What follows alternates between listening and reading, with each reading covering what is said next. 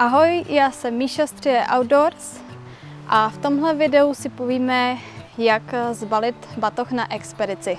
Tvůj expediční batoh by ideálně neměl překročit 1/4 tvé váhy a opravdu záleží na tom, co si zabalíš, protože pokud sebou potáhneš spoustu nadbytečných věcí a tvůj batoh bude hodně těžký, tak si tu expedici moc neužiješ.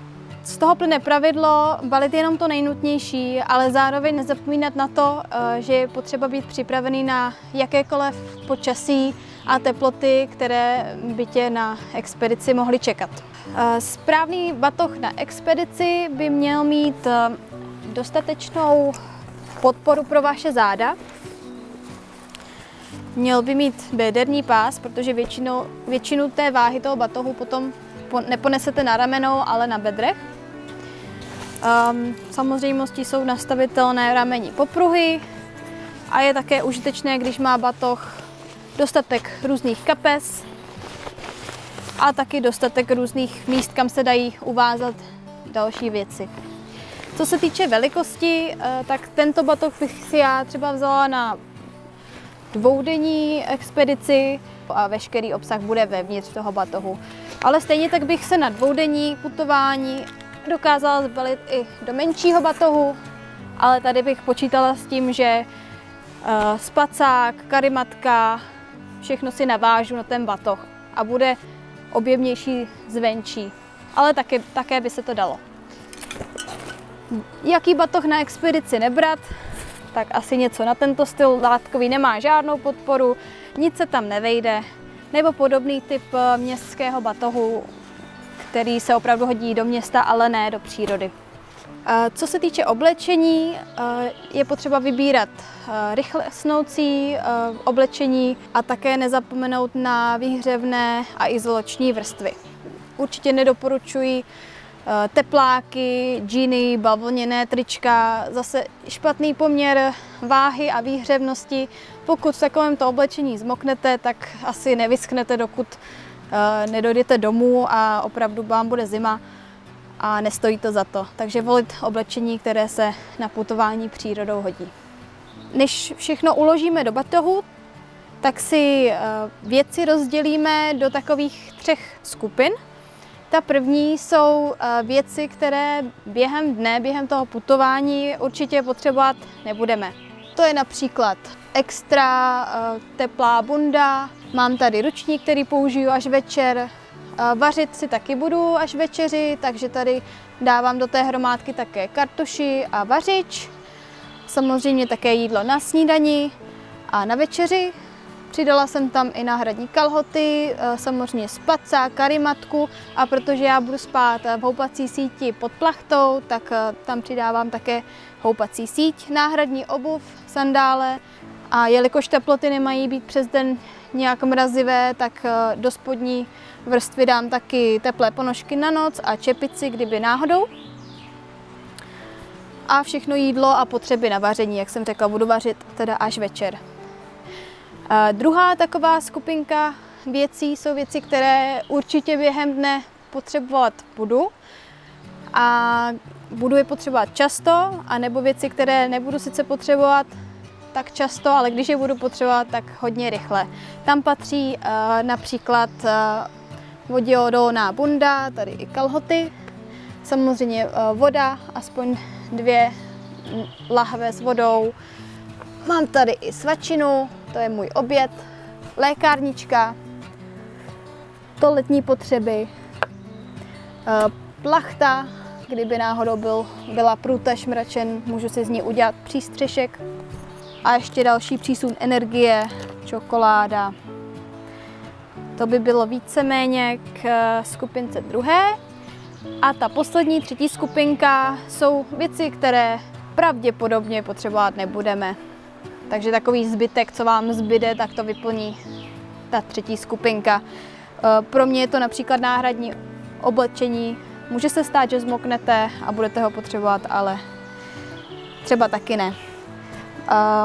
Možná budu potřebovat nějakou teplejší vrstvu, aspoň tady flísku, nebo lehčí zateplovací vrstvu. Možná bude svítit sluníčko, tak tady mám i čepici. a možná bude pršet, takže určitě nezapomenout veškerý obsah vašeho batohu z vodě odolnit.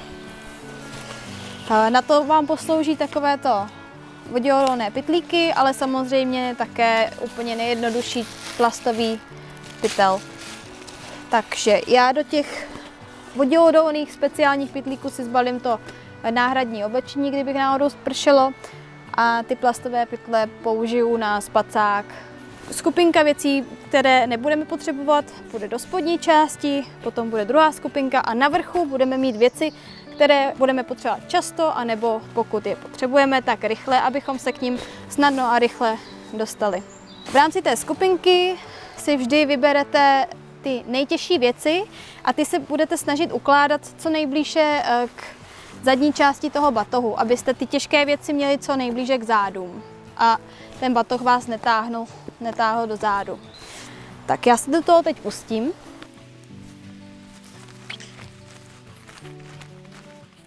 I přesto, že můj batoh má tady nahoře v kapse ještě plášť, tak já si pojistím to, že opravdu ten spacák nebudu mít mokrý tím, že si ho dám ještě do igelitového pytlíku.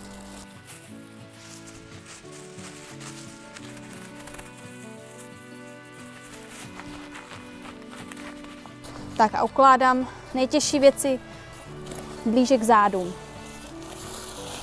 Další pytlík. Sandále jsou docela těžký, tak ty tam dám taky.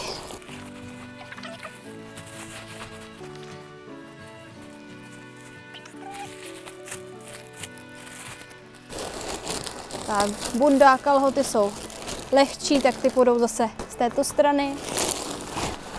Nacpem to tam.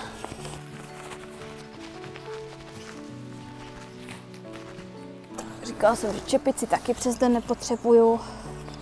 Nejde se nám i ponožky.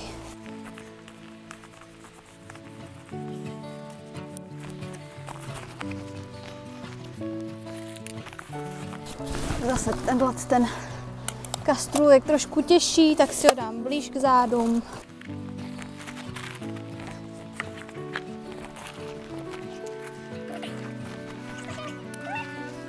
Tak a dostáváme se ke druhé skupince. Náhradní oblečení. Tady mikča navíc. Je to lehonké.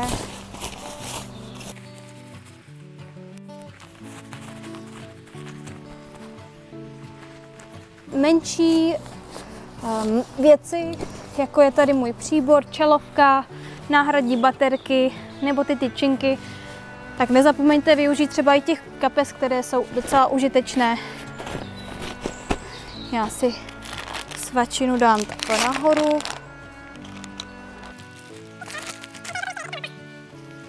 Ty menší věci, když budete mít v těch kapsičkách, tak je potom nemusíte hledat, když vám náhodou propadnou někam hloubš do batohu. Tak ještě jabko. Tak a teď už se dostáváme k té poslední skupince věcí, které budu určitě potřebovat, anebo když je potřebuju tak rychle, jako je lékárnička a tak dále. Tak ty přijdou úplně na vrch batohu, abych k ním měla snadný přístup, když je budu potřebovat. Nepromokavá bunda, ještě lékárničku tam dám.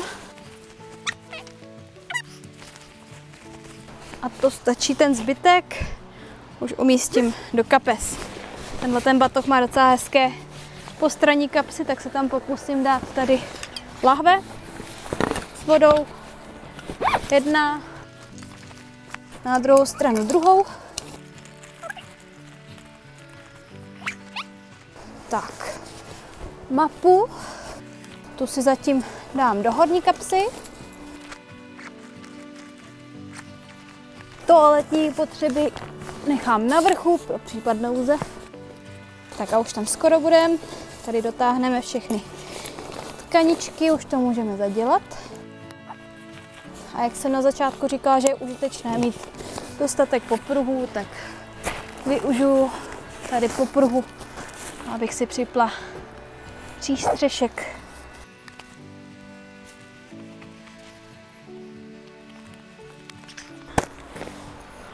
máme z balonu a můžeme vyrazit.